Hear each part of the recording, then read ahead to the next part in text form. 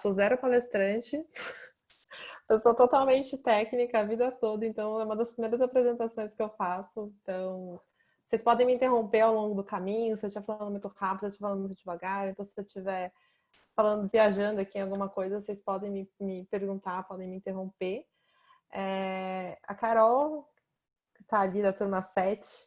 Oi, Carol.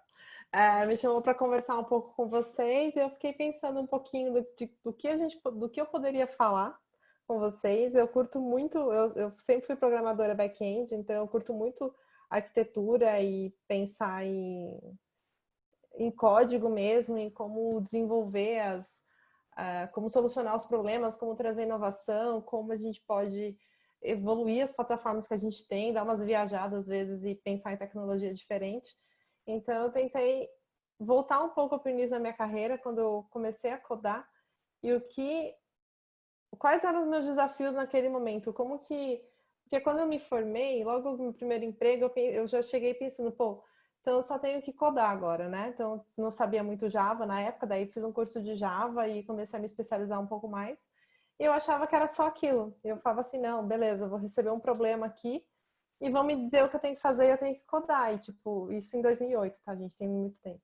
Então, é totalmente diferente. Quando você começa de fato na área, você vê que a nossa profissão, especialmente hoje em dia está bem diferente do que era em 2008 quando eu comecei, ela já requer uma já requer algumas outras características de um programador, já requer que a gente seja um pouco mais multidisciplinar e muito mais autônomo. Então, eu pensei, então, o que eu posso contribuir mais com vocês nesse primeiro momento que vocês estão se formando e vão começar ou estão começando agora na profissão, é passar hoje um ponto de vista diferente. O que hoje eu, como gestora, espero dos desenvolvedores que vêm trabalhar comigo, o que a gente valoriza tanto, especialmente quando a gente entra em avaliação de em entrevistas, no geral, em entrevistas de arquitetura, em avaliação de desempenho depois de um tempo que a pessoa está com a gente, o que a gente espera desses programadores e das programadoras, que infelizmente são poucas, para vocês também já saírem um pouquinho mais com a visão do que o mercado está esperando hoje em dia, tá? Então, vou compartilhar aqui que eu montei para vocês. Tá, coloquei além do código exatamente por conta disso, tá? Para a gente pensar um pouquinho fora da caixinha. Uma breve apresentação, programadora desde 2008, faz uns 3 anos, talvez, que eu tô mais voltada para liderança. Comecei com liderança técnica, hoje em dia eu sou tech manager, que também até os cargos de liderança mudaram, então hoje no mercado não existe ainda, mas as empresas estão mudando para cargos de liderança técnica e de pessoas. Então, as exigências hoje de um líder já passa a ser cuidar de pessoas também, do desenvolvimento da carreira delas e da parte de tecnologia e também de ter um pezinho ali em produtos, de entender para onde as empresas estão indo, planejamento estratégico. Então, a área de liderança também, para quem estiver pensando em fazer uma migração, em direcionar a carreira para a área de liderança, também está mudando bastante quanto a isso. Então, não existe mais aquele perfil que tinha há uns anos atrás, que a pessoa era líder técnica, então ela só fazia liderança técnica, não cuidava de pessoas. Hoje em dia as coisas estão mudando um pouco, tá? Então, programadora, corredora, feminista, virginiana, apaixonada por cachorro, por vinho, viagem e, depois de um tempo, por pessoas, porque confesso que há uns anos atrás eu era totalmente técnica, ficava focada só em código, gostava só de tecnologia, nunca me imaginei cuidando de carreira de pessoas, de pensar em plano de desenvolvimento. E hoje eu sou apaixonada por isso. Alguma coisa mudou na minha vida, não sei em que momento, mas mudou. E hoje eu trabalho com tecnologia desde 2008, passei por várias empresas, tive minha própria empresa por 3 anos e meio, que era uma startup para desenvolvimento de software. Trabalhei num projeto na Alemanha por uns 3 meses, então eu tive uma breve experiência trabalhando no primeiro mundo. E acreditem, o Brasil é muito mais evoluído tecnicamente falando, então pensem, né? Se a carreira fora do Brasil é uma coisa que vocês gostariam. E é isso, gente. Acho que eu falei muito sobre mim. Ah, e hoje, só para falar, hoje eu sou gestora no iFood, então eu sou Tech Manager no iFood e temos vagas, tá? Só pra fazer um merchan também. Tá, virei programadora e agora? Então, gente, o que que a gente, além de conhecer a sintaxe da linguagem que a gente quer se especializar ou das linguagens que a gente quer se especializar, é legal a gente saber quando a gente está começando. Primeira coisa, não respira um pouquinho quando vocês estiverem nervosos, porque vocês vão ficar, vai acontecer um monte de bug em produção, vai começar um monte de alarme. Não sei se vocês já estão acostumados com alguns jargões do mercado, algumas métricas, alguns alarmes, Slack, etc. Os canais vão ficar apitando loucamente lá, mostrando que tem problema. E isso vai ser muito normal, porque vão ter coisas em produção acontecendo. Então, quando vocês se depararem com isso, respira e fala, meu, beleza, tá dando merda. Desculpa falar. Tá dando problema, vou respirar e vou focar aqui para corrigir, tá? Isso é um conselho muito importante, porque a primeira vez que eu vi um problema em produção, eu fiquei desesperada, achando que minha carreira tinha acabado, que eu tinha, acabou tudo, não sei como resolver. Então, na verdade, não é assim, tá? Tudo por trás, todo erro, e hoje em dia as empresas prezam muito por isso, tá? Todo erro tem um aprendizado por trás. Então, você errou, você colocou um bug em produção, você viu um alarme acontecendo, aconteceu alguma situação inesperada, respira, tenta corrigir, pede ajuda, mostra vulnerabilidade, chega no colega do lado e fala, meu, não sei como corrigir, me ajuda aqui. Porque as empresas valorizam muito isso hoje. É um perfil que a gente quer para o mercado. A gente quer uma pessoa que ela vai errar, ela sabe que ela errou, ela vai aprender com esse erro e ela não vai se abalar com isso, tá? Então, são coisas que vão acontecer no caminho, então não se desesperem. Eu quis falar um pouquinho também de design patterns, porque os design patterns, não sei se vocês conhecem, então se vocês já souberem, vocês podem me interromper, mas eles foram alguns padrões que foram criados ao longo do tempo para poder... um problema que aconteceu, algumas pessoas viram esse problema e foram trabalhando numa solução para esse problema até que ele se tornou repetitivo. Então, é um problema que corriqueiramente acontecia, algumas pessoas deram um nome para ele e foram evoluindo e testando e comprovando essa tese, né, que a gente comprovando esse padrão. E esse padrão ele serve perfeitamente bem para muitos cenários que a gente tem no mercado, que a gente tem no dia a dia. Então, vários problemas que acontecem, a gente para e, pô, mas é verdade, eu posso implementar aquele tipo de pattern aqui que ele vai resolver minha situação. Então, eu quis falar um pouquinho sobre eles. Hoje em dia, a gente tem um padrão de arquitetura de microserviços. Para vocês que são mais de front-end, também tem os de micro front-ends. Como eu sou especializada em back-end, eu coloquei um pouco sobre microserviços, mas também tem um padrão de micro front que vocês conhecem muito mais que eu, com certeza. E principalmente quem está trabalhando mais com front. E ele veio para ficar, tipo, é uma tendência desde 2014.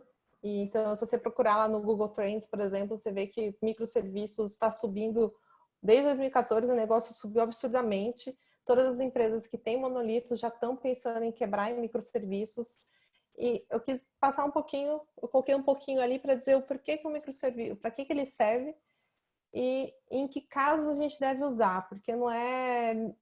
O microserviço não necessariamente é a melhor solução para o problema que a gente quer resolver, ou então para a aplicação que a gente quer desenvolver. Ele é uma das arquiteturas que a gente pode adotar, mas não necessariamente é a melhor, vai depender de cada situação. Então, cada case é um case, cada cenário que a gente vai trabalhar, a gente vai aplicar uma arquitetura ou não. A qualidade do código.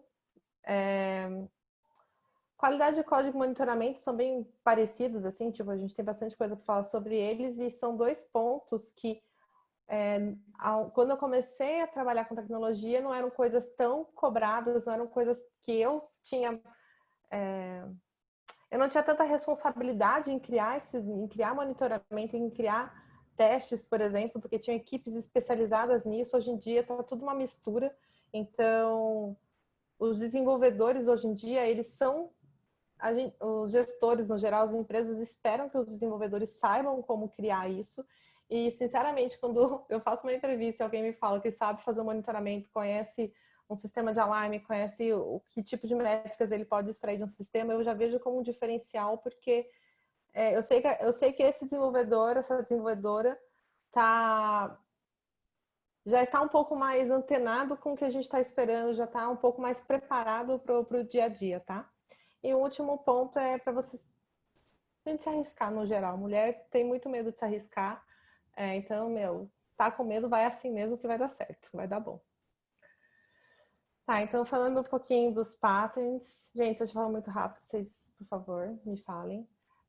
Os design patterns é um conceito geral para resolver problemas específicos. Então, o primeiro que a gente fala é o GOF, que tem um nome gigantesco, então foi apelidado como GOF, foram quatro pesquisadores, não sei como que eu posso dizer, mas foram 4 homens que no passado identificaram alguns padrões, então eles escreveram um livro com 23 padrões de desenvolvimento para poder auxiliar as pessoas a resolver os problemas mais rápido. Então, eles identificaram esses padrões, documentaram, comprovaram as teses deles e colocaram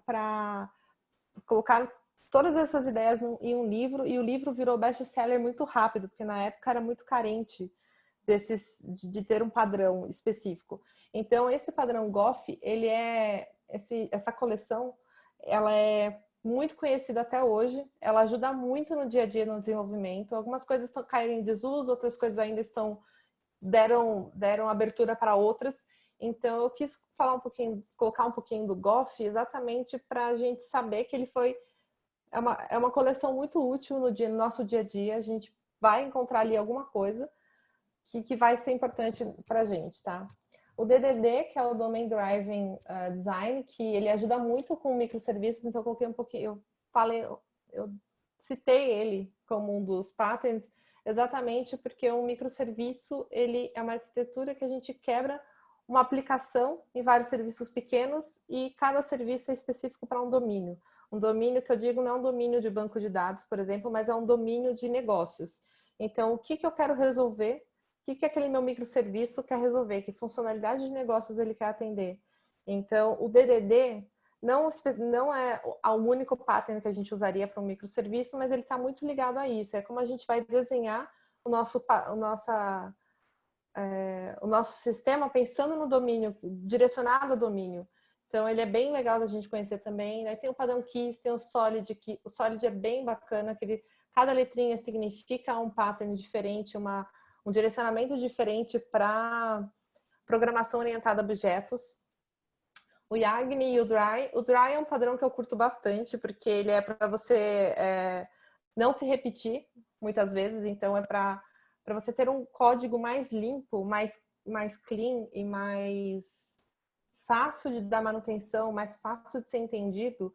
Ele te ajuda muito com isso, que é para você não se repetir. Então, você não tem o mesmo código escrito em várias partes do seu sistema. Você tem um código único, limpo e que você reutiliza de formas diferentes ao longo do seu desenvolvimento. Então, ele é um pattern bem legal. Não coloquei muito sobre ele, para falar a verdade, mas ele é um dos meus preferidos, para falar a verdade. Bom, já falei um pouquinho do pattern, que são soluções comprovadas, que sempre, quando acontece um padrão repetitivo, alguém vai lá e dá um nome para ele e acaba descrevendo e acaba sendo publicado e as pessoas seguem esses padrões de fato e facilita a comunicação. Por que facilita a comunicação? Às vezes você tem um problema e você fala, eu queria em tempo de desenvolvimento, em tempo de execução, identificar qual classe minha deveria atender determinada requisição e não você ter que se preparar antes, se for tal coisa, colocar vários ifs no código, né? Então, esses vários ifs encadeados vai gerar uma dificuldade de leitura, sem falar um autoacoplamento, e vai ficar meio difícil de dar manutenção depois. A próxima pessoa que pegar esse código cheio de if vai ficar mais confusa. Então, se você apresenta essa solução para alguém, você fala, pô, mas eu queria em tempo de execução que o meu próprio código identificasse o que ele precisa fazer. Então, alguém vai te falar, usa o strategy, por exemplo, que é um pattern. Usa o strategy. Ou então você fala, pô, eu não posso... Isso vai ser difícil, né? Eu vou tentar dar outro exemplo, porque o Singleton não é muito bom para isso. Se você quiser falar, por exemplo, eu não quero...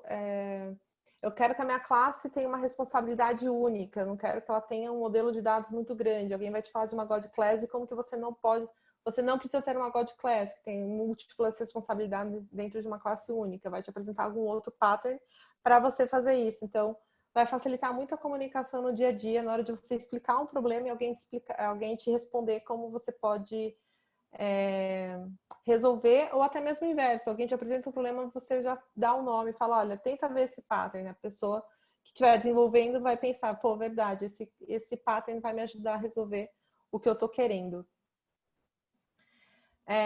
Coloquei uma descrição breve do Goff, só para falar que eu não falei dele.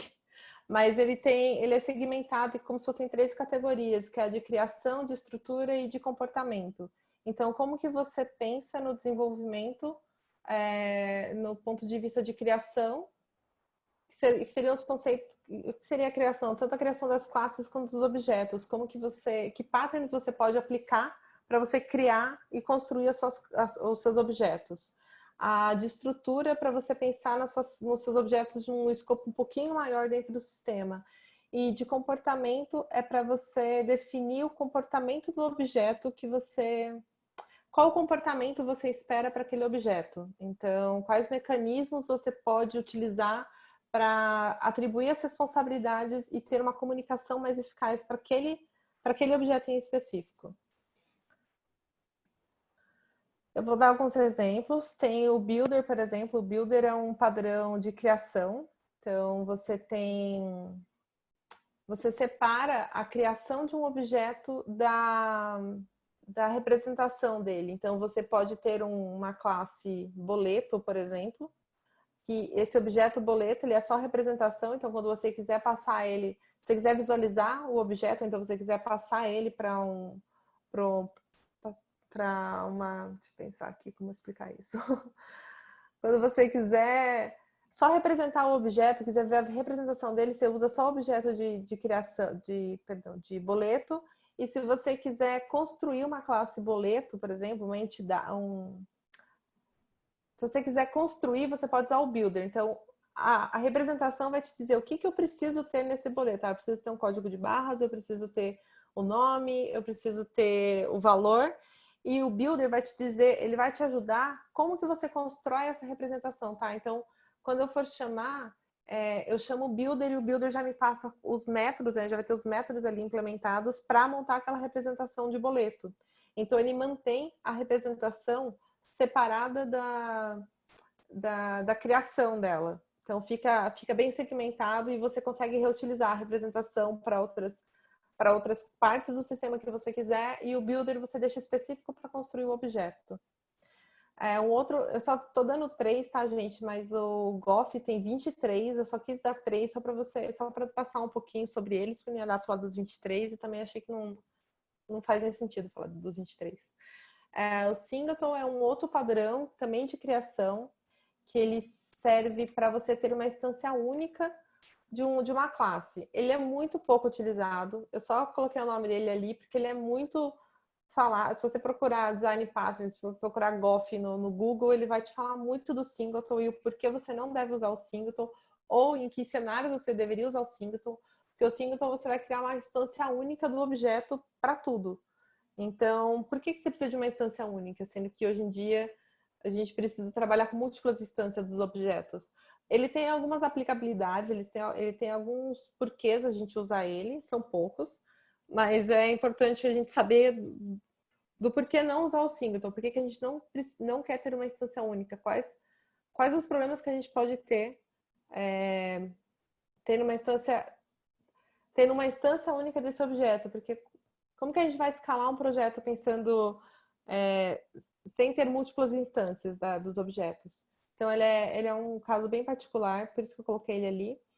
E o Chain of Responsibility é um padrão que permite uma requisição passe por múltiplos handlers até que o responsável atenda a requisição. O que significa isso?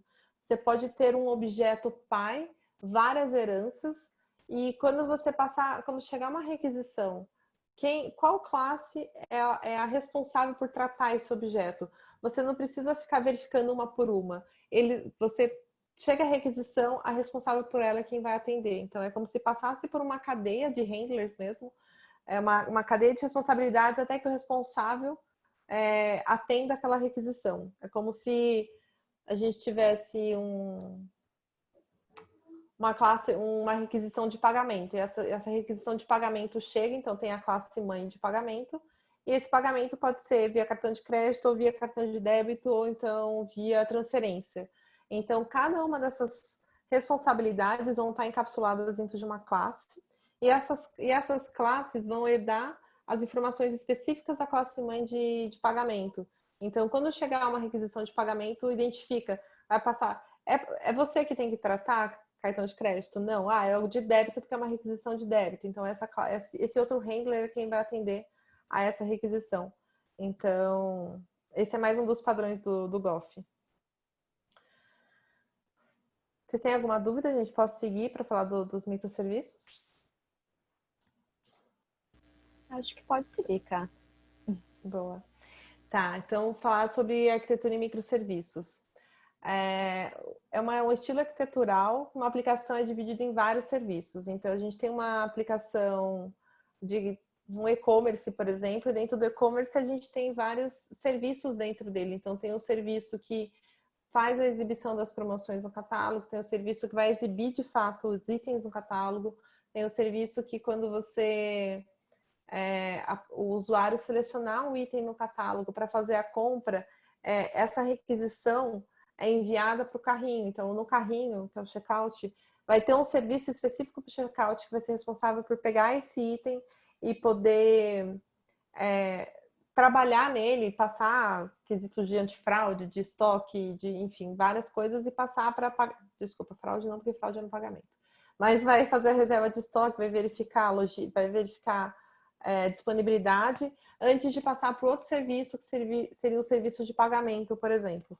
Então, uma aplicação, a aplicação é o todo e os serviços vão ser os serviços que compõem essa aplicação. Cada um vai estar muito específico para atender uma demanda de negócios. Então, dando o exemplo do iFood, por exemplo, a gente tem múltiplos microserviços lá. Então, são várias aplicações, são várias aplicações, e dentro dessas aplicações existem vários microserviços que se comunicam, fazem uma comunicação entre eles para chegar no objetivo final de receber um pedido, processar o pagamento, enviar para a logística e esse pedido ser entregue para o cliente e depois esse restaurante receber o valor desse pedido e também depois a gente informar a nossa área contábil, por exemplo, que aquele restaurante recebeu o valor X referente ao pedido Y. Então, são vários microserviços que se comunicam para poder chegar a atender esse objetivo final. E a comunicação, como cada microserviço é desenvolvido para atender uma necessidade de negócio, eles precisam rodar de uma forma isolada. Por quê? Um microserviço não pode ter uma dependência muito forte, um acoplamento muito forte com outro microserviço. Então, eles rodam de maneira isolada, pensando até mesmo em estrutura de servidores. Os microserviços, eles precisam ter uma infraestrutura própria. Então, eles têm banco de dados próprio, eles têm uma infraestrutura na AWS, por exemplo, na Azure, por exemplo, ele vai ter uma estrutura própria dele. E ele vai se comunicar com outros microserviços de outras formas. Vocês já devem ter visto alguma coisa de padrão REST, de comunicação via API, de comunicação síncrona e assíncrona. Se vocês não viram, eu vou mostrar um pouquinho no próximo slide, que é para esses microserviços manterem a comunicação entre eles para chegar no objetivo final sem ter uma interdependência de infraestrutura, sem precisarem estar rodando dentro de uma mesma instância. E uma coisa também que quando eu comecei a estudar sobre microserviços, eu achava que os microserviços eram super pequenininhos, eram projetos pequenos. E na verdade não é. Não necessariamente um microserviço vai ser realmente um código pequeno, vai ser um projeto com pouca complexidade. Ou com poucas classes, por exemplo. Ele pode ser um projeto com muitas classes, ele pode ser um projeto com uma quantidade considerável de código escrito e ainda assim ser considerado um microserviço. Tá. Uma das outras coisas que eu vejo muito a galera em dúvida é se eu preciso usar um microserviço, se ele é a melhor abordagem ou não. Ele é uma tendência, ele está aumentando muito o uso dele, então é uma coisa que a gente tem que pensar mesmo se é o caso ou não é o caso de ser usado, já que o mercado todo está adotando ele. E se a gente respondeu sim às perguntas do slide anterior, a gente tem que usar microserviços, que são atender uma necessidade específica de negócio, ter um contexto muito bem definido para aquela aplicação, que eles rodem de uma forma isolada, então assim, não tenha dependência entre eles e que eles também tenham deploys independentes. Então eu não precise coordenar todo, ter uma pipeline única de deploy, por exemplo, para fazer não posso explicar também. A gente tem uma pipe única para poder fazer o deploy de todos os microserviços. Eles podem ser completamente independentes e rodando numa infra independente, tá? Um outro ponto também é que é muito fácil desenvolver um microserviço, porque a gente pensar num contexto único de negócios e pensar na arquitetura que a gente, no tipo de código que a gente quer desenvolver, tipo de linguagem que a gente quer desenvolver, é muito fácil, porque a gente só está pensando nesse ponto em específico. Mas uma coisa que a gente tem que pensar é como que esses serviços vão se comunicar. Como que a gente vai garantir que um serviço não vai derrubar os outros serviços? Porque por ser uma cadeia de comunicação, se a gente não pensa muito bem na comunicação entre um serviço e outro, pode desencadear um processo em cadeia. Um serviço para de responder, aí o outro serviço fica tentando fazer a comunicação e isso leva aos serviços começarem a gargalar, topar CPU, topar memória, topar tudo e os servidores até chegarem a cair. Então, começa a dar indisponibilidade em um, dar indisponibilidade no outro e assim por diante. Então, quando a gente pensa numa arquitetura em microserviço, a gente tem que pensar muito nos fallbacks e nas quebras de circuito que a gente vai fazer entre um e outro para evitar que toda a cadeia fique indisponível. Um outro ponto é como que a gente define o que é micro. Então, a gente tem que ter muito bem definido o contexto, o que a gente quer atacar, o que a gente quer resolver com o desenvolvimento desse serviço. A gente quer resolver o checkout, então a gente quer poder receber aquele pedido, gerar um pedido e passar esse pedido para o pagamento. Então a gente sabe que o checkout é o fechamento de um pedido. Então é tudo relacionado a gente criar uma order de fato. E o pagamento dela já é um outro contexto. Então, na hora que a gente vai fazer o pagamento desse pedido, envolve outras regras de negócio. Então, isso já significa que ali a gente tem, no mínimo, 2 microserviços. Um que é para o checkout, para poder realizar esse pedido, e o outro para fazer o pagamento.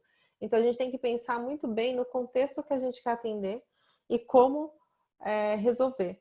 Um outro ponto que eu acabei não colocando aí, mas é legal a gente pensar, que quando a gente pensa em arquitetura e microserviço, como a infraestrutura é tudo independente, a gente não precisa desenvolver um sistema todos os microserviços numa linguagem única. Então, a gente não precisa ter uma stack única no desenvolvimento. Eu já trabalhei em projetos com microserviços que a parte mais relacionada ao front-end os serviços relacionados ao front-end estavam escritos em React, outro estava em Node, e as aplicações mais em back-end estavam em Kotlin, e também tinha algum serviço em Go. Então, a gente não precisa ficar preso a uma linguagem. A gente pensa no serviço, pensa qual linguagem vai trazer o maior ganho para a gente em desenvolvimento, em conhecimento e etc. E pode fazer essa implementação. A única coisa que a gente tem que pensar é que, ao mesmo tempo que a gente pode desenvolver cada serviço numa linguagem, a gente também aumenta o nosso custo para manter isso, porque achar um profissional que trabalha em várias linguagens é um pouco mais complexo, e achar vários profissionais também, no mercado aquecido como está, e várias outras coisas, a gente tem que aumentar a nossa equipe para poder trabalhar com múltiplas linguagens, pensando somente nisso, sem ter os ganhos por trás das linguagens, é um pouco mais complexo, então aumenta bastante o custo. Tá, eu fiz um desenho, gente, é bem simples mesmo, bem simples, para mostrar como que é um microserviço, vários microserviços, com uma comunicação síncrona entre eles. Então, esse é um case simples de autorização de um saque realizado em ATM. Então, o objetivo: mostrar em alto nível o funcionamento de um sistema de autorização de pagamentos envolvendo microserviços definidos por propósito. A comunicação aplicada foi síncrona, escrevi errado, aplicando o partner secret breaker e fallback em caso de falha em uma das integrações. Então, aqui, começando no ATM, o usuário, né, eu vou lá no caixa eletrônico, coloco o meu cartão e peço um saque. Quando eu faço isso, o ATM ele vai fazer uma requisição para um serviço meu, para minha aplicação, para fazer a autorização desse pagamento. Quando ele manda essa autorização, que é esse evento de Card Authorizer, ele está mandando para o meu serviço chamado Card Service, e esse Card Service ele vai ter que fazer o quê? Ele vai ter que verificar se eu tenho saldo para liberar esse crédito, para liberar o dinheiro no caixa eletrônico, porque se eu não tiver, eu não posso, ele não pode me liberar esse dinheiro. Então, a primeira requisição chegaria aqui, que é o Card Authorizer. Ele vai verificar no meu Balance Service, se Balance Service seria outro microserviço, e ele vai verificar, tá, eu posso fazer essa reserva de dinheiro? A pessoa tem, a Karina tem esse dinheiro? E o Balance Service responde para o Card Service de volta. Pode liberar porque ela tem. Então, o Card Authorizer vai fazer o quê? Ele vai mandar para adquirente, que é a bandeira, ou então para quem ele tiver que pedir essa autorização de pagamento, para processar o pagamento. Então, fez o processamento, beleza. Agora esse dinheiro vai sair da conta dela, ele retorna que foi processado o pagamento. Quando ele retornar para o Card Service, olha, beleza, processei o pagamento, ele vai mandar executar de fato o dinheiro, vai mandar executar a retirada do meu balance, que é do meu saldo.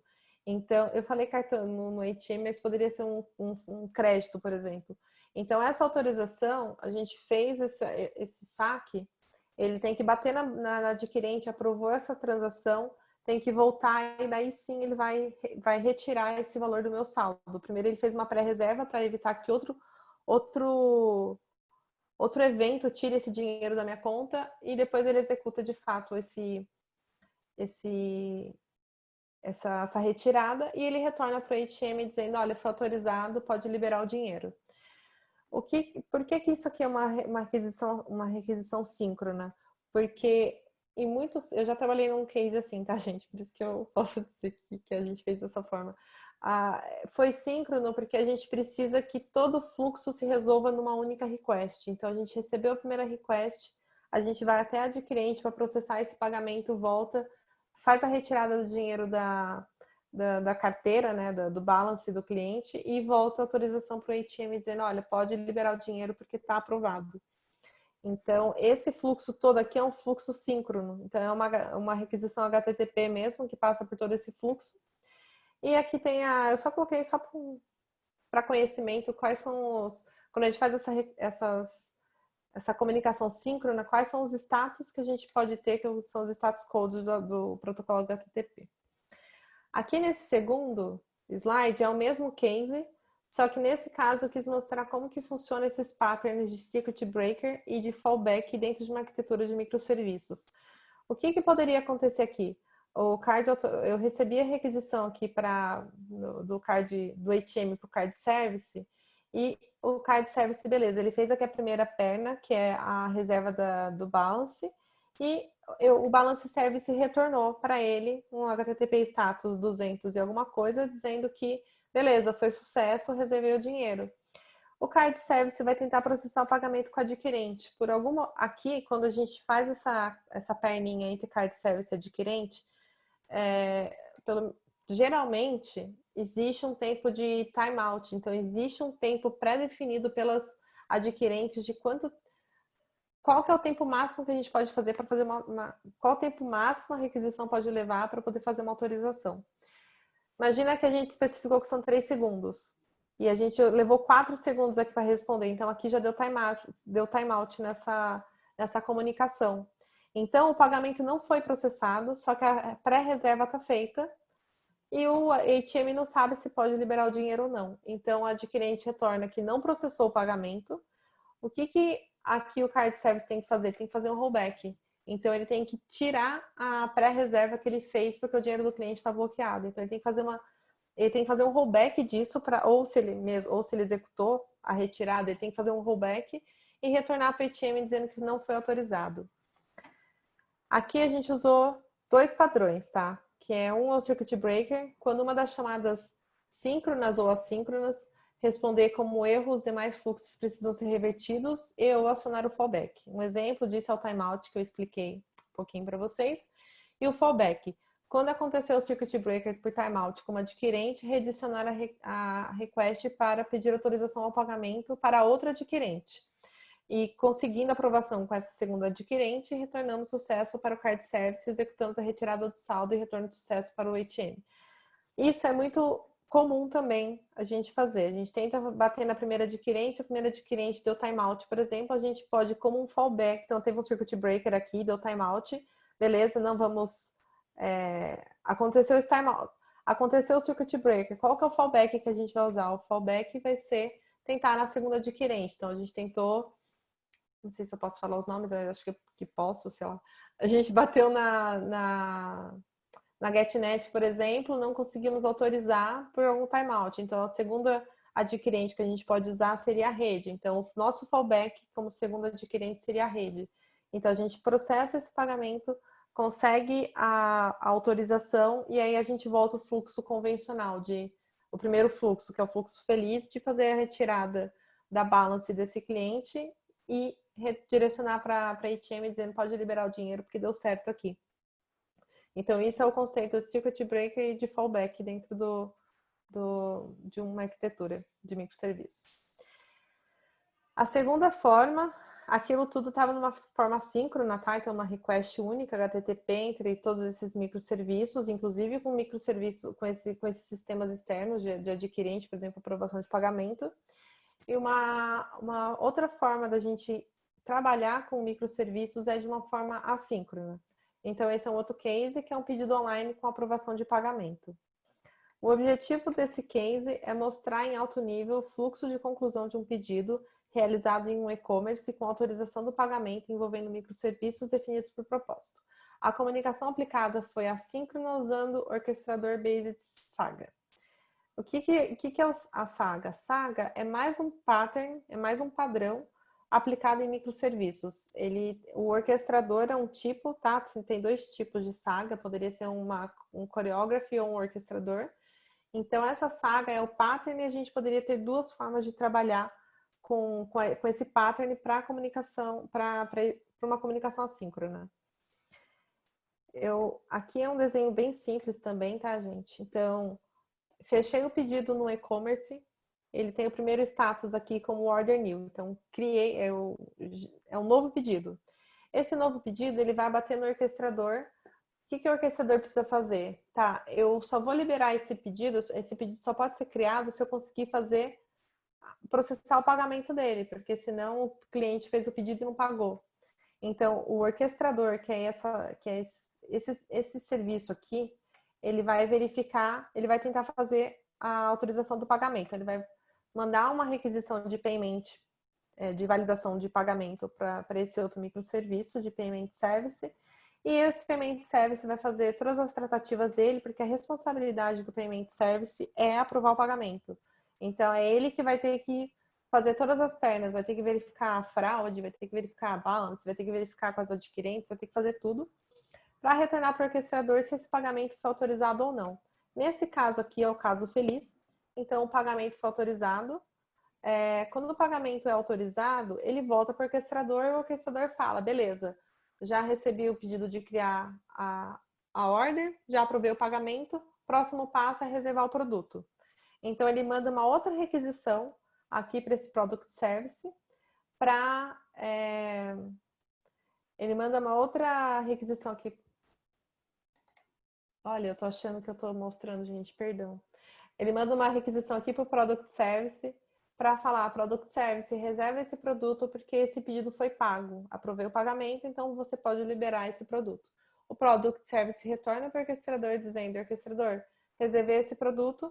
O orquestrador entende que agora eu posso realmente criar essa ordem. Então, ele finaliza o fluxo de criação desse pedido e esse pedido é concluído, e enfim.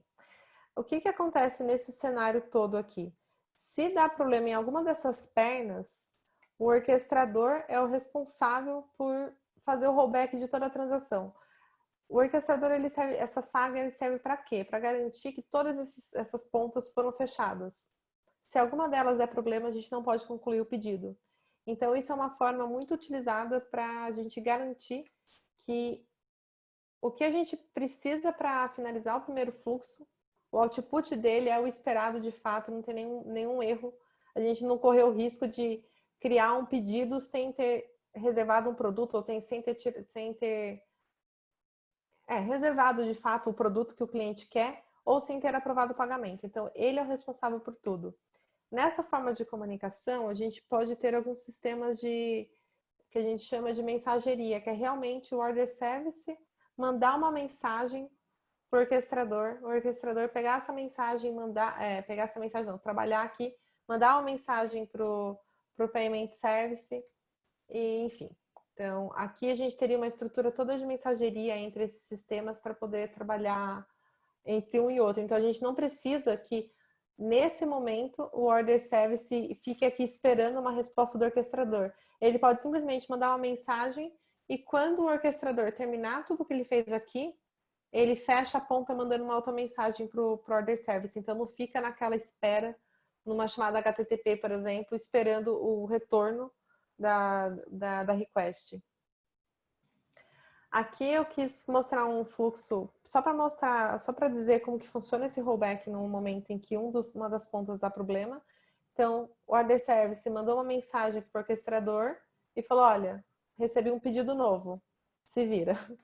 Aí ele vai tentar fazer a aprovação de pagamento com o payment service não consegue aprovar o pagamento, seja porque o cliente não teve crédito disponível no cartão de crédito dele para fechar, ou seja porque não deu certo fazer um débito na conta dele, o payment service, ou por qualquer outro problema, o payment service retorna uma outra mensagem de resposta. Então, ele recebeu a primeira mensagem de solicitação, ele manda uma mensagem de resposta, que é um response, para o orquestrador dizendo, não consegui aprovar esse pagamento. O orquestrador vai fazer o quê? Ele vai mandar outra mensagem para o order service, que estava lá na dele esperando, cancela esse pedido, cancela não, esse pedido deu falha, não vai ser concluído.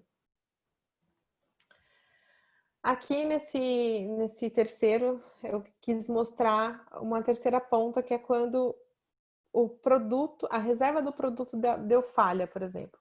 Mesma coisa, o order service começou, criei o order new, né? Criou o pedido. Ele mandou uma solicitação aqui para validar o pagamento no payment service. O payment service conseguiu aprovar o pagamento. Ele vem aqui e manda para o orquestrador. Olha, consegui autorizar esse pagamento. O orquestrador tenta reservar o produto. O orquestrador cria perdão, falei errado aqui. Esse order created não existe, tá, gente? Acho que ficou do slide anterior. Ele tenta reservar o produto e por algum motivo não consegue reservar o produto. De repente o produto acabou, então o produto deu alguma falha nesse sistema, deu algum erro nesse sistema e não foi possível reservar o produto. Só que o pagamento foi autorizado. Então o Product Service retorna aqui para o orquestrador dizendo, olha, não consegui reservar esse produto. Qual que é a responsabilidade do orquestrador? Ele tem que mandar fazer um rollback no pagamento para esse cliente não ficar, né, com um débito indevido de fato, né? Então ele fala, olha, faz rollback nesse pagamento porque não deu certo e ao mesmo tempo ele manda um rollback aqui pro order service dizendo, ó, não vai dar para fechar o pedido, deu algum outro problema. As mensagens acabam sendo bem claras, o porquê que aconteceu, até para a gente ter um tracking disso. Então ele retornaria aqui pro order service, olha, não foi possível porque deu problema na hora de fazer a reserva do produto. Tá? Eu coloquei aqui alguns patterns também, que são alguns padrões que já foram comprovados e testados dentro de uma arquitetura com microserviços, que é Database per Service, Event Sourcing, Saga, Choreography versus Orchestration. A gente viu de Orchestration. E o Circuit Breaker, faltou colocar o fallback aqui, que foram os padrões, os patterns que a gente viu nesses exemplos que eu mostrei para vocês. O Event Sourcing não tá descrito ali, mas quando a gente usa Saga, por exemplo, a gente pode fazer um tracking dos eventos. Então, o Order Service mandou para o orquestrador uma mensagem. Então, a gente registra o tracking desse evento, dessa mensagem. O que que aconteceu? Ah, ela mandou uma mensagem de order new. Ah, então o que que aconteceu dali em diante? Então, a gente vai registrando, pode ser num Kafka, ou então pode ser num banco, alguma coisa que se valha, a gente vai registrando esse tracking desses eventos. Isso facilita, isso é muito bom para a gente fechar todas as pontas. A gente vê que o evento ele teve o início e o fim dele e qual foi a cadeia, como que foi o fluxo que ele aconteceu, tá? Bom, falei um pouquinho dos design patterns, depois dos microserviços e também dos patterns que são aplicados em microserviços. Por que eu quis falar desses dois? Os patterns é para a gente poder saber o que eles existem e saber que um desenvolvedor pode ficar a vida inteira sem usar um design pattern, sem saber o que ele está usando, mas ele vai estar usando algum tipo de pattern. Então, é legal vocês, quando vocês estiverem no dia a dia, vocês se basearem neles para saber o que eles existem e como que eles estão solucionando alguma coisa. Os microserviços, porque eles estão... É uma arquitetura que veio para ficar, é uma coisa que vale muito a pena a gente saber, microserviços e microfrontends. Vale muito a pena saber, o mercado está pedindo muito, as empresas estão adotando muito esse padrão e também essa arquitetura e também os patterns que são usados nessa arquitetura, tá? Um outro ponto para a gente conversar é quando a gente está começando a nossa carreira, a gente pensar muito em qualidade do que a gente está entregando é muito importante. Por quê? A responsabilidade do desenvolvimento dos desenvolvedores, né, do desenvolvimento é entregar a coisa certa.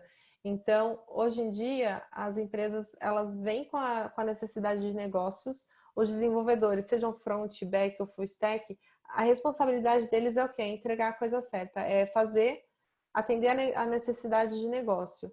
Só que no passado, quando eu comecei a trabalhar, por exemplo, a gente já era responsável pela qualidade, só que hoje em dia as empresas cobram mais disso, porque a gente ganha mais velocidade. As empresas precisam ser muito lean, elas precisam atender às mudanças do ecossistema que elas estão muito rápido.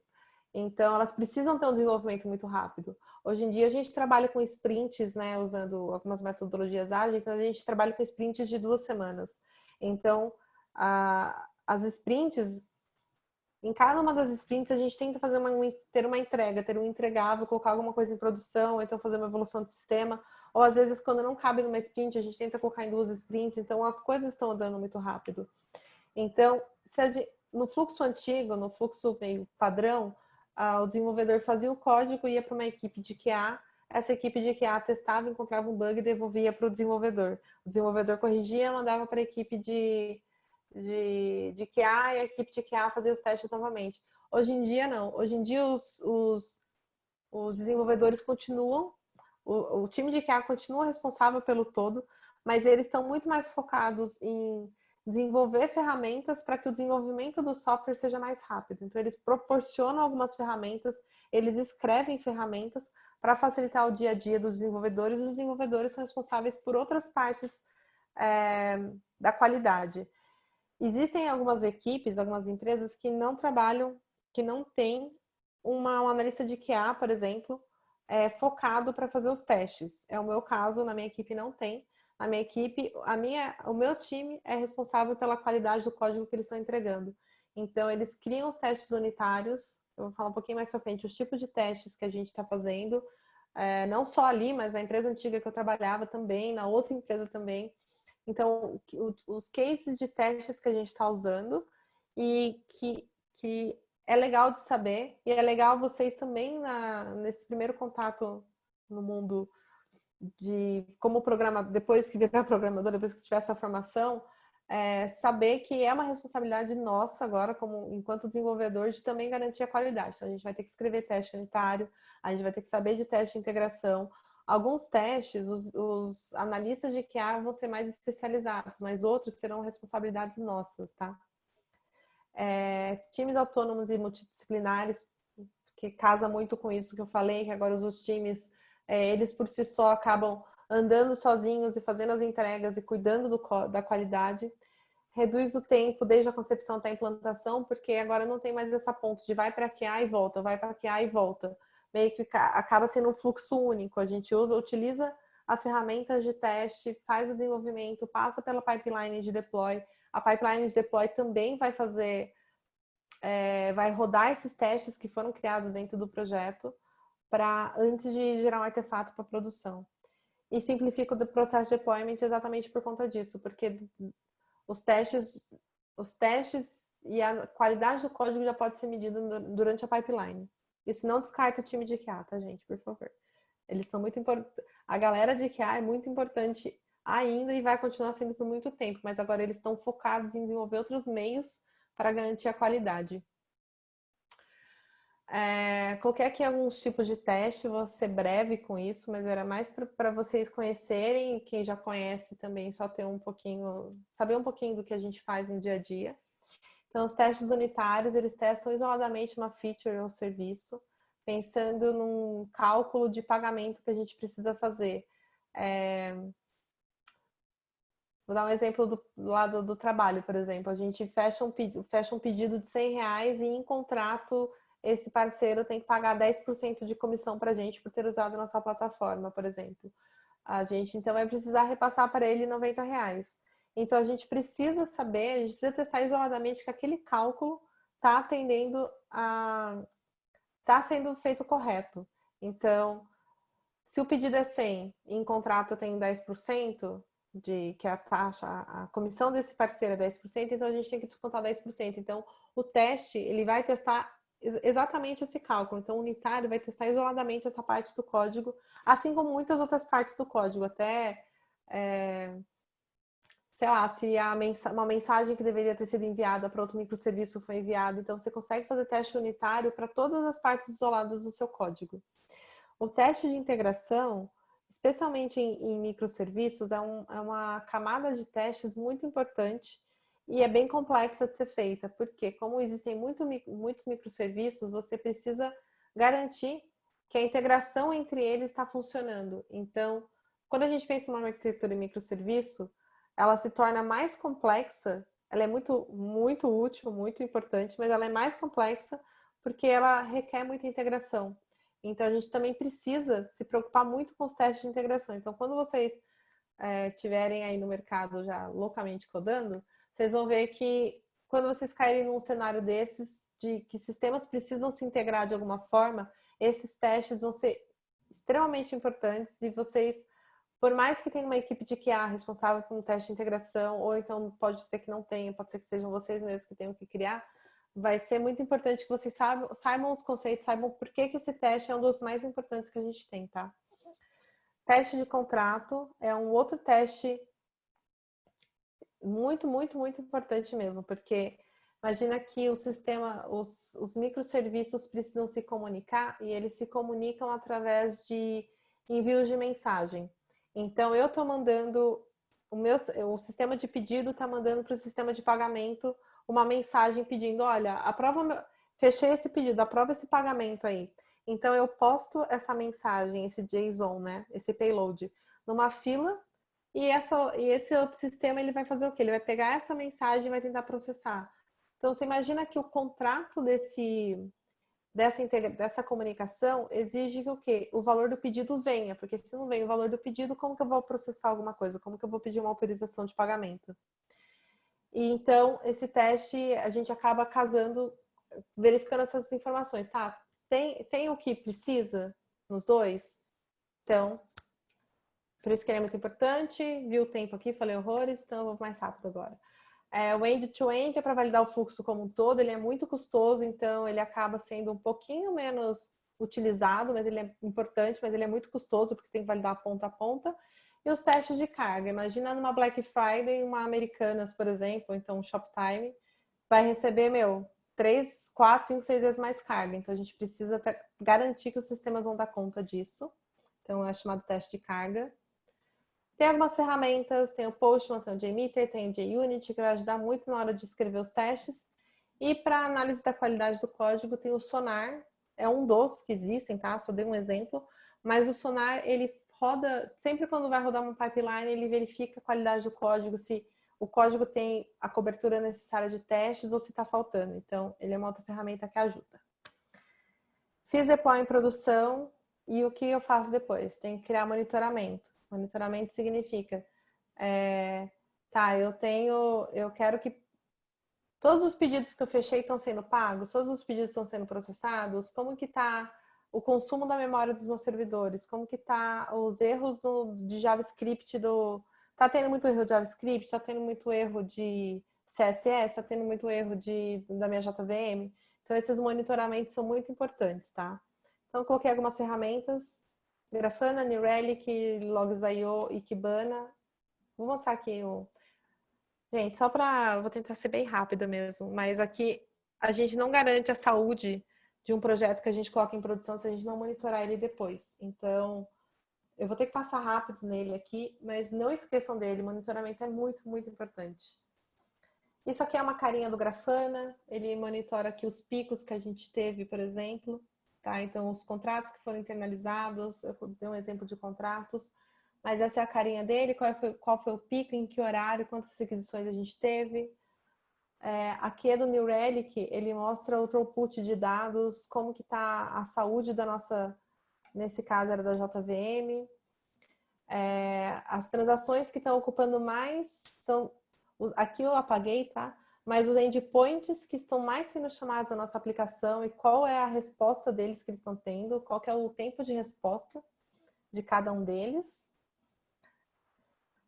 Isso aqui, gente, eu não coloquei, mas a gente também consegue medir a saúde, como que está o processamento da nossa CPU, porque com base nesse monitoramento, a gente consegue saber se a nossa aplicação está consumindo muito servidor, está consumindo muita máquina ou não, e se a gente precisa, de repente, escalar nossos servidores, alguma coisa assim, porque o processamento tá fraco, tá? Bom, último tópico, eu deveria ter falado um pouquinho antes sobre ele, mas uma coisa muito importante que eu acho que é para todas as mulheres, em todas as profissões, mas em especial a nossa, eu vejo muito, muito, muito isso, mas as mulheres ficam muito quietas. Então, eu entro em refinamento técnico, às vezes tem alguma desenvolvedora, ela geralmente fica mais quieta do que os meninos. E isso é porque muitas vezes eu já conversei muito, faço muito one-on-one, e eu vejo que é meio que um padrão. Muitas vezes a pessoa não está acreditando no potencial dela. Não está acreditando que ela sabe, ela está em dúvida, ela está com medo de falar, tem muito homem, e os homens estão lá loucamente discutindo, porque eles falam muito mais do que as mulheres em muitas outras situações.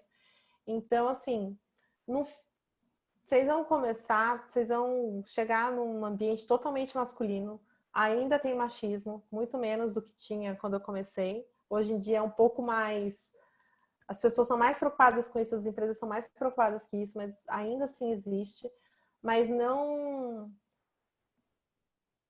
se calem, sabe? Tipo, entra e já fala o que vocês pensam, expressem o que vocês sentem, deem a opinião de vocês, porque o lugar de mulher é onde a gente quiser, a gente tem que mostrar isso para todo mundo.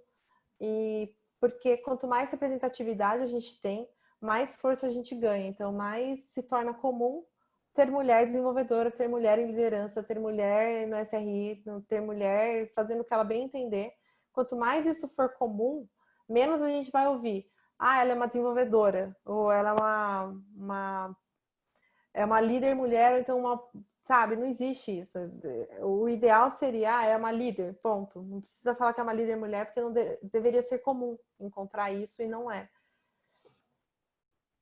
Coloquei isso daqui porque eu acho muito legal essa frase da Meryl Streep pra gente pensar. Você pensa, por que alguém iria querer me ver de novo em um filme? E de qualquer forma eu não sei atuar. Então, por que eu estou fazendo isso? Ela já mencionou isso algumas vezes, até para ela mostrar que ela, sendo ela, toda maravilhosa como ela também sofre de síndrome do impostor. Ela sempre acha que os vídeos dela, os filmes dela não iriam fazer sucesso, que ninguém ia querer assistir. Quem era ela para estar atuando? E ela só é a Meryl Streep. Então, para todo mundo pensar um pouquinho sobre isso, o quanto que a síndrome do impostor pode estar impactando a carreira de vocês ou a vida de vocês no todo, tá? Autoconhecimento, o santo grau da mulherada, porque quanto mais vocês se conhecerem, mais vocês conhecerem sobre síndrome do impostor, mais vocês verem o quanto a síndrome do impostor pode estar ligado a procrastinação, por exemplo, que às vezes a gente pensa, pô, tô procrastinando, tá? Mas por que eu tô procrastinando? Será que não tem aí por trás uma síndrome do impostor me dizendo que eu não consigo e por isso aquela meta tá muito longe, então eu não vou dar conta e, por fim, procrastina? Será que a gente não tá com medo de se arriscar, não tá com medo de tentar fazer alguma coisa? Então, sempre que vocês puderem ter um grupo de apoio, fazer uma terapia, ler sobre o assunto, procurar uma pessoa mais próxima para falar sobre essas questões, é muito importante. Quanto mais vocês se conhecerem, mais vocês vão confiar em vocês, mais vocês vão falar nas reuniões, mais vocês vão apresentar soluções, mais vocês vão se desafiar e vão encarar os desafios, e mais comum vai ser encontrar mais mulheres codando, mais mulheres causando impacto e mudando o ambiente que a gente está. Bom, uma dica que eu posso dar para todo mundo relacionado à autoconfiança e autoconhecimento é: fortaleça seus talentos. Sempre quando você estiver se duvidando, pensando, eu não sei fazer isso, eu não sei como fazer isso, pensa o que te trouxe até aqui, olha a tua trajetória, olha desde o início da tua vida, o porquê que você está aqui, o que te fortalece, o que te destaca, o que você realmente sabe fazer bem, assim. Olha para isso, se apega nisso, porque todo mundo tem uma fortaleza por trás, talvez ainda não saiba, mas existe, gente, todo mundo tem. Procrastinação e síndrome do impostor, é isso que eu falei, então, para deixar um pontinho aí para vocês pensarem. A importância da representatividade e sejamos todos iguais, não trabalhe em casa. Coloca os caras aí para ajudar tudo em casa, gente. Eles têm que lavar a louça, eles têm que varrer o chão, eles têm que cuidar das crianças, têm que fazer tudo. Tem que cozinhar pra gente, tem que fazer tudo. E a importância da representatividade, tem um livro da Cheryl, do Facebook, que ela fala muito sobre isso, que é a representatividade. Programas de mentoria geralmente funcionam muito bem quando uma pessoa se identifica em outra. Quando você não tem uma representatividade, quando você não tem uma mulher especialista, como que uma mulher júnior vai ter que procurar uma mentoria com um homem? Talvez ela não se identifique tanto, talvez ela se identifique mais se ela vê uma mulher ali programadora do lado, uma mulher trabalhando com tecnologia, uma mulher representando, ela se sinta mais representada quando ela se identifica. Então é muito importante, quando a gente estiver com medo, ou estiver em dúvida, ou estiver, não sei, com algum tipo de problema naquele momento, se duvidando, pensa na importância que tem você falar, você expor, você se desafiar no impacto que isso vai trazer para o seu ambiente, no impacto que outras mulheres vão ver você fazendo isso e vão querer fazer igual, ou vão se espelhar, ou vão falar, pô, ela consegue, eu também consigo. Então é muito importante, até quando vocês começarem, vocês já irem um pouquinho mais avançado na carreira, vocês pensarem nas meninas que estão começando agora, como que isso vai ser importante para elas. E por fim, tem umas dicas aqui que eu deixei, que eu acho muito legal. Depois eu posso compartilhar com a Nicole, que tem, em especial, esse TED aqui, gente, eu acho fantástico. Quem quiser assistir, ele é muito, muito legal mesmo. Esse evento aqui do Google vai começar agora, final do mês, ele é gratuito. Se inscrevam, quem tiver interesse, dá uma olhadinha aqui, tem um link, ele é muito legal. Esse curso da Conquer eu fiz já sobre inteligência emocional, ele fala bastante sobre autoconhecimento e ele também tá, se eu não me engano, ele ainda tá de graça e dá para ser feito até o final do mês, então ele é um curso bem, bem legal mesmo. Então esses dois aqui estão de graça, tá bem legal para ser feito.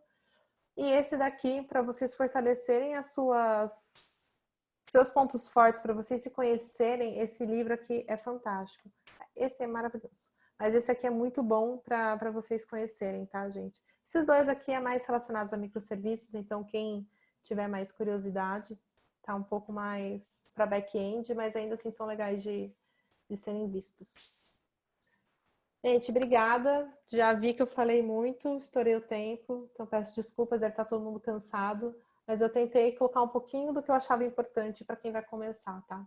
Então, tô aí meus contatos, quem quiser mandar e-mail, pedir feedback, me ameaçar de alguma forma, tá? Meus contatos estão ali. Karina, muito obrigada. Nossa, foi maravilhoso, maravilhoso mesmo, assim. Tô em choque com a quantidade de informações que você trouxe. Foi muito bom. Muito. Imagina. A gente gosta de receber esse tipo de informação. Não sei se você está com um tempinho, se a gente pode fazer umas perguntinhas rápidas, assim, talvez uns 10 minutinhos. Eu tô com todo o tempo que vocês precisarem. Ah, então tá bom. Então eu vou abrir aqui para as meninas. Débora, pode falar. Karina, primeiro eu queria agradecer. Eu gostei muito desse momento que a gente pôde estar trocando todas essas informações aqui. E eu queria fazer 2 comentários, perguntas. O primeiro é com relação ao que você acabou de falar sobre representatividade, né? Essa questão de você ter uma pessoa ali, você se conectar e você até se motivar mais a estudar certas coisas por conta disso. Porque no meu caso, por exemplo, eu sou muito mais do front, gosto mais, acho mais fácil e consigo desenvolver mais. Então agora eu estou no momento do back-end do curso e eu estou num bloqueio, porque eu não consigo fazer aquilo, não consigo entender. E aí eu achei super legal e eu fiquei muito mais motivada a estudar quando você trouxe isso. E você, assim, mostrando, você realmente gosta disso, explicando isso com tanta vontade, assim. Eu gostei muito, só para comentar mesmo, que eu me deu uma motivada aqui para estudar back-end. Ai, que bom, fico feliz. A segunda coisa é uma dúvida mais de arquitetura, que é o seguinte: esses serviços, eles são requisições mesmo? São só essa parte de API e tal? Ou eles são também um mini projetinho ali dentro? É só back-end no serviço, assim? Não, os microserviços podem também ter... Os exemplos que eu dei, eles não têm front, eles são todas comunicação entre sistemas mesmo, não tem uma telinha bonitinha, por exemplo, ou então eles não nenhum deles tem alguma coisa de front, só que existem alguns microserviços que eles têm uma comunicação com front. Então, o front, posso até dar uns exemplos. Lá no iFood a gente tem um portal. Esse portal é o portal que o parceiro vê, ele vê o extrato dele, ele vê as vendas que ele teve, etc. Então, esse portal, ele é um microserviço que está... Ele é uma aplicação que está quebrada em vários micro front-ends. Se você me perguntar como esses micro front-ends foram quebrados, eu não vou saber te responder. Mas eu sei que eles são vários micro front-ends e a parte específica do extrato, por exemplo, é um micro front-end que faz algumas requisições para um serviço de back-end para poder trazer as informações do extrato.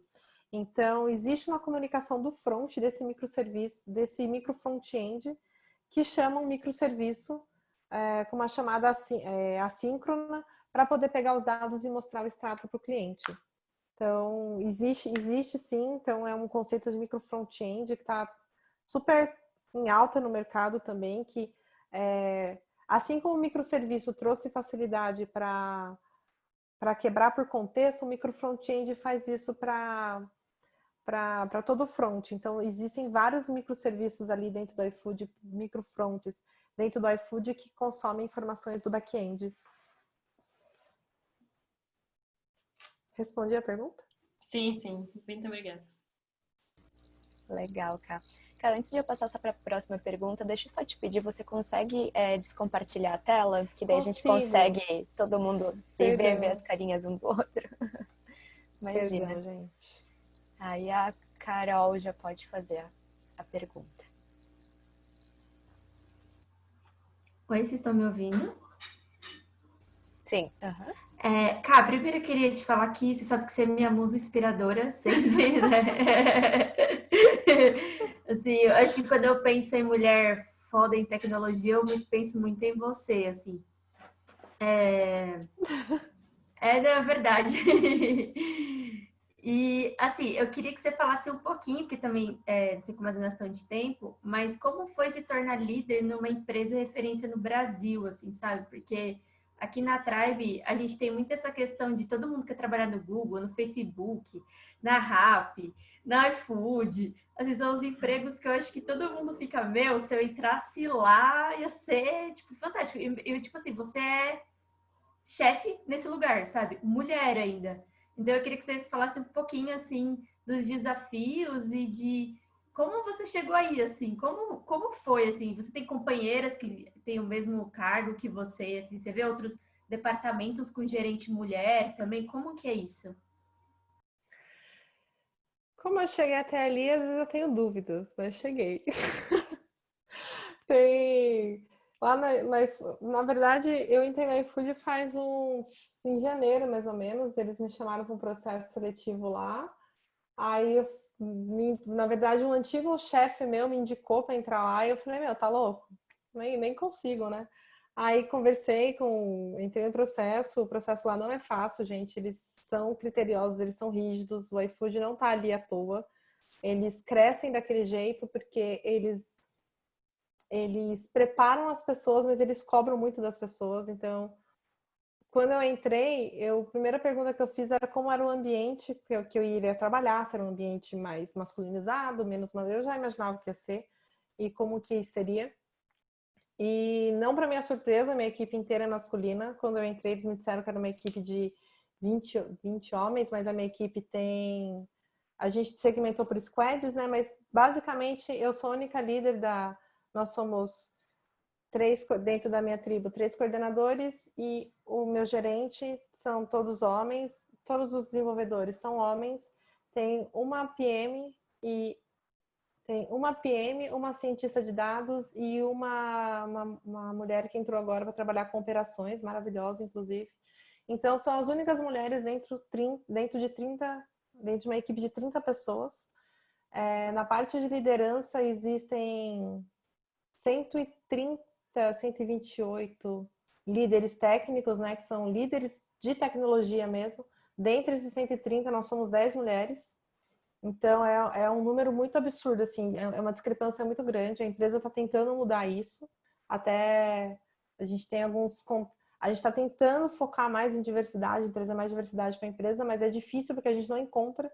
Então, não é só uma questão de a empresa não está querendo, não. A gente não encontra porque existem poucas. Então, por isso que a gente precisa desse grupo que se motiva e se representa, sabe? A gente precisa que entrem novos desenvolvedores porque a gente quer mais diversidade, a gente quer empoderar mais as mulheres, só que daí, se as mulheres não chegam, a gente não consegue fazer isso, sabe? Não consegue ter essa troca.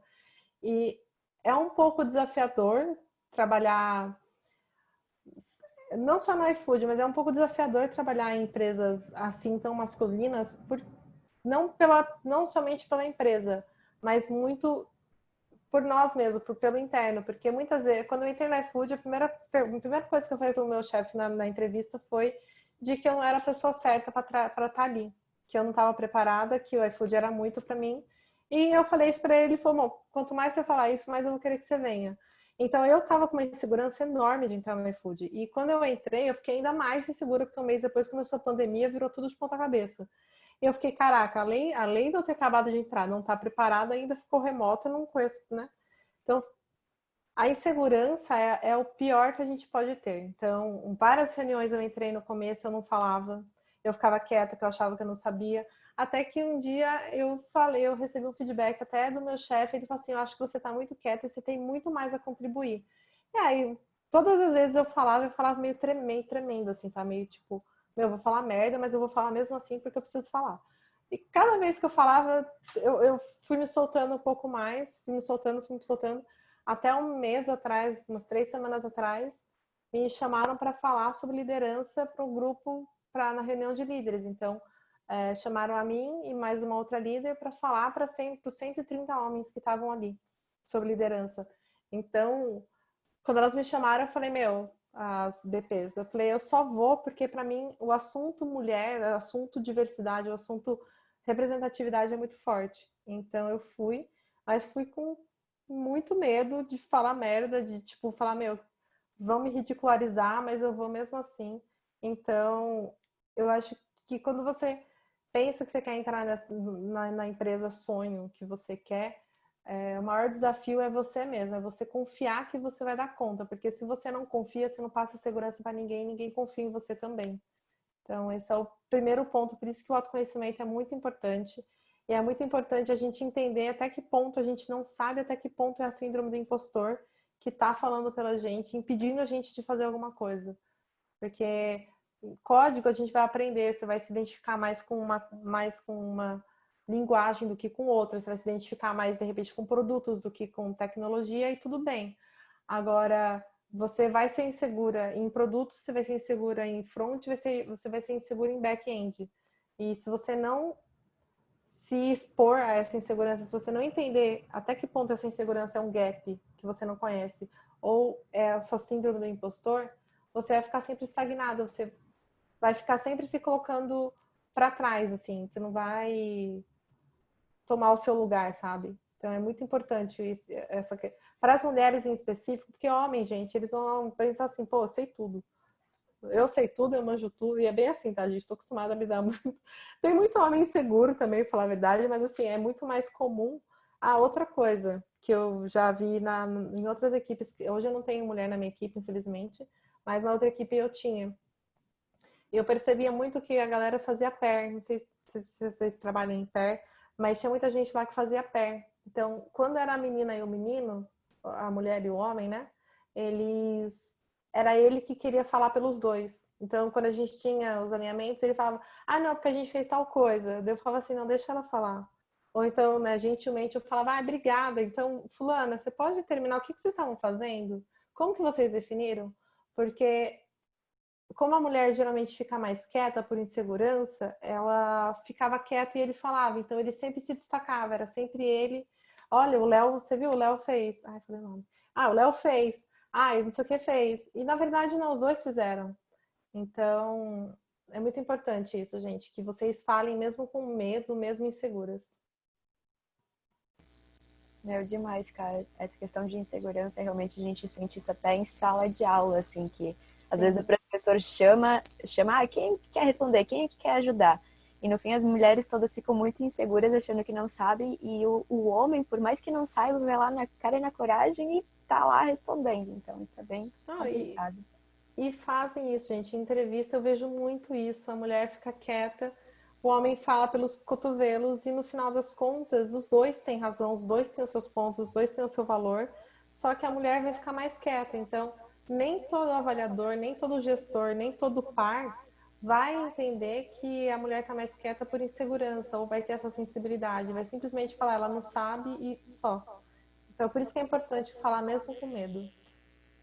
É verdade. Nath, pode fazer a pergunta também.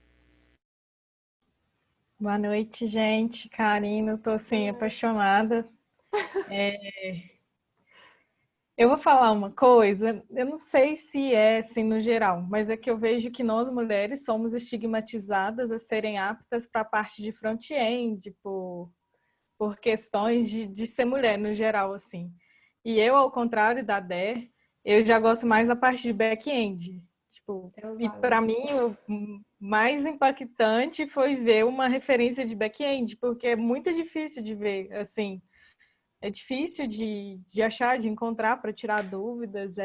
Essa semana, hoje eu até desisti de um teste que eu estava fazendo para a parte de back, porque, assim, teve um pouco de insegurança, mas a real é que eu vi que eu preciso ainda me formar mais, estudar mais, que era algo muito específico e eu estava levando muito mais tempo do que o que eles indicaram, assim. Mas eu queria te perguntar se na sua carreira você teve alguma referência, assim, inicialmente, nessa parte de back-end, porque para mim, eu ficava procurando, assim, sabe? Às vezes eu gosto de, nos grupos, nos eventos, no início do ano, quando estava tendo, né? De fazer contato com as pessoas, eu sempre via, ou é parte de gestão, liderança, ou é front-end. E aí o back-end ficava, meu Deus, cadê as mulheres fodas aí dos bancos de dados e tudo mais? Então, a representatividade em back-end é bem menor de mulher mesmo. Tem mais mulheres em front, produtos, analistas de teste, que são áreas. Eu gosto também, que eu nunca. Gente, eu consigo explodir tudo se eu tentar fazer um HTML. Eu sou péssima. Mas eu gosto muito do back-end. E eu tive referência. Eu tive referência de back-end, mas. Eu tive uma referência, mas foi um pouco mais voltada para a parte de banco de dados do que de código back-end mesmo, porque eu tive a sorte de trabalhar numa equipe que tinha um monte de mulher, um monte. Só que todas elas eram muito fortes em back-end, perdão, em banco de dados. Então eu aprendi muito com elas e eu via elas e falei, caraca, eu não manjo de fazer umas procedure loucas assim, né? Isso em 2008, quando a gente usava procedure ainda. E eu ficava assim, não, tem que aprender, porque se elas sabem também, eu vou aprender com elas. Então, para mim foi importante ter referência, de ver que tinham outras meninas que também gostavam e também faziam. E foi difícil achar, é que eu tive muita sorte de cair numa empresa que tinha várias mulheres. Mas é realmente bem difícil de achar. No iFood tem algumas mulheres back-end, não são muitas, mas tem. E tem alguns grupos, não sei se você quer se especializar em alguma linguagem ou não. O mercado hoje em dia já não pede mais especialização em linguagem. Mas tem alguns grupos tipo Dev Java Girl, Rails Girls, que são meninas que estão trabalhando com back-end e tem especialista, tem gente, mulheres já estão na área de arquitetura, já estão, sabe, começaram agora, começaram há anos atrás, então tem bastante referência lá, se você quiser procurar. Pode me mandar mensagem no LinkedIn, alguma coisa também, que eu tento passar algumas outras referências para você. Eu tenho amigas maravilhosas que trabalham na Nubank, por exemplo. Acha que não sabe nada, mas está na Nubank, né? Então, coitada, se soubesse, né? Então, tem algumas referências. Se quiser, eu posso até passar uns contatos para você ter mais conexões. Vou querer sim. Muito obrigada. Imagina. Ai, Kai, eu tenho também uma pergunta para te fazer. Assim, relacionado ao iFood, né?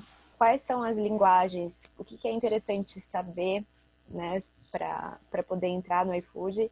E se eles aceitam desenvolvedores júniores? Como é que funciona? Aceitam desenvolvedores júnior. Tem uma esteira... Gente, é que eu sou muito mais focada em back-end mesmo, mas tem uma esteira que a gente chama de... Tem esteira front e esteira back, que é quando a pessoa ela entra no processo seletivo, se ela tem um skill mais para back-end, ela entra numa esteira, se ela entra na outra esteira.